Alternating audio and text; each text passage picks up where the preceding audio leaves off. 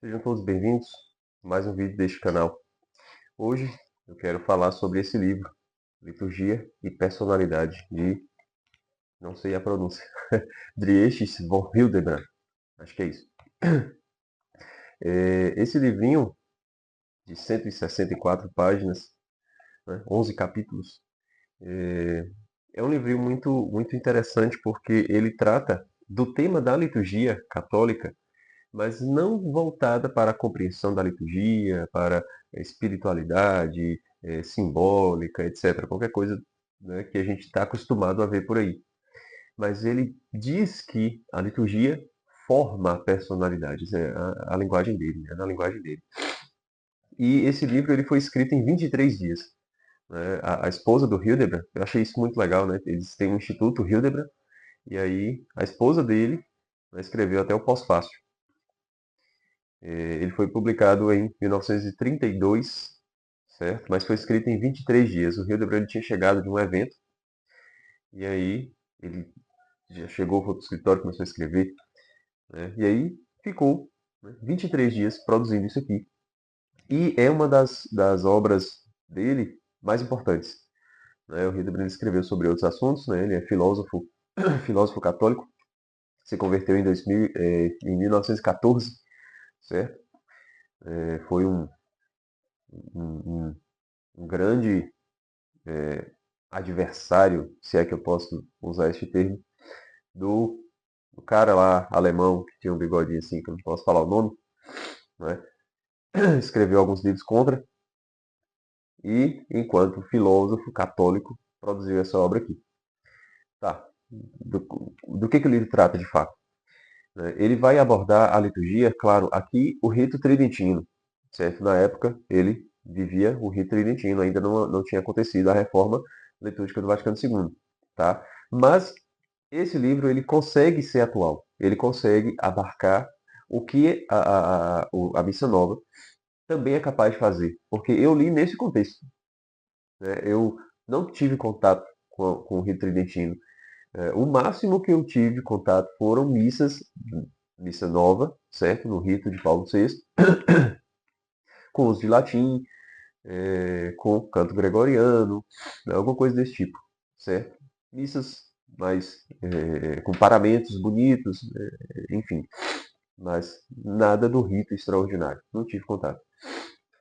E eu lendo nesse contexto, eu consigo enxergar o que ele está descrevendo aqui na missa nova, certo? Claro, porque ele não está falando tanto da missa, mas ele está falando de uma ação secundária da missa na gente, da liturgia. E não só da liturgia da missa, né? Ele abrange aqui a liturgia, em primeiro lugar a Santa Missa, e depois as ações litúrgicas, né? A reza da Via Sacra, a liturgia das horas, né? O ofício divino, na época era chamado de ofício divino. Né? Todas essas ações litúrgicas, elas geram uma consequência da gente, certo? E o próprio Hildebrand, ele era um homem muito voltado para a liturgia, um homem muito devoto da liturgia. Né? Tinha uma espiritualidade litúrgica. Inclusive, ele rezava a liturgia das horas, que é o ofício divino, e perto ali de sua morte, quando ele já estava bem adoentado, ele pediu para poder rezar o Te Deum, que é um canto da igreja, muito bonito. Então ele era um homem cercado pela liturgia, certo? E quando ele descreve aqui o que a liturgia faz na gente, eu não vou ler especificamente nenhum texto do livro, que para quem tiver interesse, leia aí. É um livro de fácil acesso, certo? Publicado pela Cultura de Livros, vocês conseguem comprar facilmente aí pela internet e não é caro, né? Um livro pequeno desse jeito, né? 164 páginas não é caro, tá? E aí ele começa a dizer, né? São 11 capítulos, eu não vou passar um por um não, só os que são mais interessantes, né? A liturgia e a vocação do homem. Ele diz que só o ser humano é capaz de corresponder à glória divina, tá? Ele passa pela natureza e os animais não são capazes de corresponder à grandeza de Deus da natureza, a grandeza que Deus nos mostra no ordinário do mundo. Né? Então existe uma vocação no ser humano para corresponder a essa glória divina, para corresponder. E aí como é que o homem deve corresponder? Em comunhão, certo? Com os outros homens, num rito que é a liturgia, certo? E aí o que que essa atitude começa a fazer na gente? Ele começa a dizer que o espírito de comunhão nos faz melhores. Espírito de comunhão. Como é que é o espírito de comunhão? Não é aquele espírito de grupo de adolescente, né? É o espírito em que todos nós estamos reunidos na nave da igreja para celebrar, para assistir um único culto. E todos ali estão irmanados. Na oração eucarística terceira do Rito Novo, ainda diz assim, tem um momento que diz assim, atendei às preces da vossa família que está aqui na vossa presença. O padre falando com Deus, né? A vossa família, a família de Deus, está onde? Está aqui ao redor do altar. Está aqui na vossa presença. Nós, na igreja, somos uma família. Somos uma família. E uma família é constituída por pessoas insubstituíveis. Insubstituíveis. Se a gente perde um parente, um familiar, ninguém vai colocar outro lugar, né? Não vai, né? Até com o divórcio, segundo casamento, é diferente a coisa, né? É diferente, é uma família quebrada, é uma nova família, certo? Mas a família é constituída por pessoas insubstituíveis. Então, na liturgia nós somos assim. Nós somos uma família. Não quer dizer que nós somos uma família, né, de forma superficial ao ponto de cada membro agir como se fosse seu parente. Então, se você falta, vai lá na sua casa, o que está acontecendo? Não, não é isso, certo? É uma família espiritual de fato, onde estamos unidos com um único propósito, com um único objetivo, diante de um único Deus. Existe uma irmandade espiritual, uma família na liturgia, certo? E esse espírito de comunhão. Ele fala também do espírito de reverência na liturgia. Essa parte é o capítulo 5, certo? Eu achei muito interessante, eu gostei muito desse capítulo 5, porque ele fala que o espírito de reverência é a mãe de todas as virtudes. Se você tiver qualquer tipo de virtude, se você acha que tem qualquer tipo de virtude, mas se você não tem o espírito de reverência, você não tem virtude nenhuma. E o que é o espírito de reverência?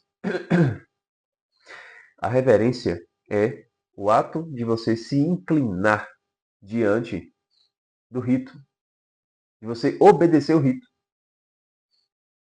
de você ter docilidade diante dos gestos e posições do corpo na liturgia. Esse é o espírito de reverência. Então, se você é do tipo que não se ajoelha na hora certa, não senta na hora certa, não levanta na hora certa, certo? Não tem piedade para inclinar a cabeça, inclinar o corpo, certo? Para juntar as mãos na liturgia, com piedade, certo? Como quem não somente cumpre o rito, mas como quem está prestando um culto a Deus, você não tem virtude nenhuma. Essa é a primeira virtude, é a reverência que você precisa ter. É uma atitude de piedade diante do culto, certo? Do culto. Então você precisa cumprir os ritos, tal como manda o figurino, certo? E não porque manda o figurino, mas porque em comunhão nós estamos como família prestando um culto a Deus, certo? É o espírito de reverência. E aí, deixa eu até ver se esse aqui, se eu marquei alguma coisa. E aí,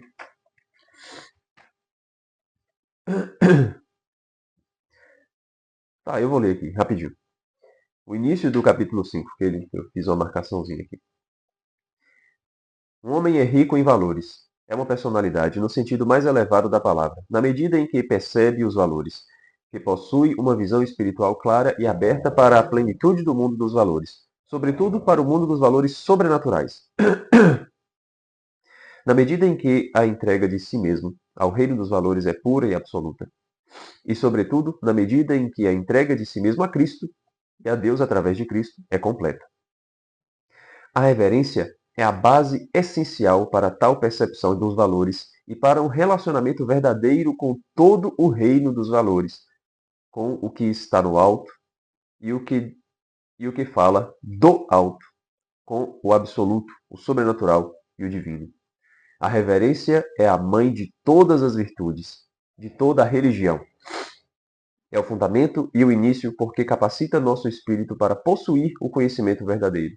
E, em primeiro lugar, o conhecimento dos valores. É aquela atitude fundamental com relação ao ser. no qual se dá a todos os seres a oportunidade de manifestar-se em sua natureza específica, sem agir de modo dominador e sem tampouco demonstrar, em relação a eles, uma intimidade familiar.